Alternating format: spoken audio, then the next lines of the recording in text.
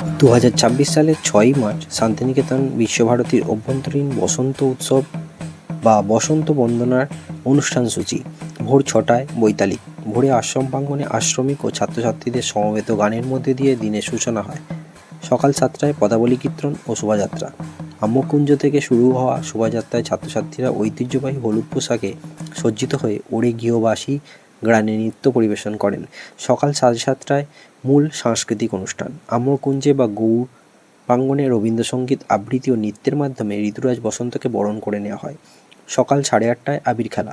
অনুষ্ঠানের শেষে ছাত্রছাত্রীরা আশ্রমিকরা একে অপরকে আবির মাখিয়ে শুভেচ্ছা জানান। সকাল 10টায় প্রদর্শনী ও ঘরোয়া মিলন। সন্ধ্যা 6টায় নৃত্যনাট্য।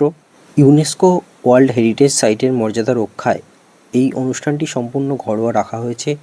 বাইরে সাধারণ পর্যটকদের জন্য বিশ্বভারতী চত্বরে প্রবেশ নিষেধাজ্ঞা জারি করা হয়েছে।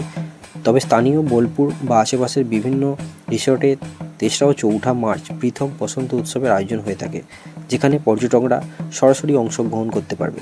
সাংস্কৃতিক কেন্দ্র ও খোলা মেলা প্রাঙ্গণগুলির মধ্যে রয়েছে সৃজনী শিল্পগ্রাম, সোনাঝুরি খোয়াইহাট ও বনপুকুর ডাঙ্গা। বোলপুর শান্তিনিকেতন থেকে সমস্ত ভিডিওর আপডেট পেতে চ্যানেলটি সাবস্ক্রাইব করে পাশে থাকবেন। আমি সমস্ত ভিডিওর আপডেটগুলি এই চ্যানেলে দিয়ে দেব।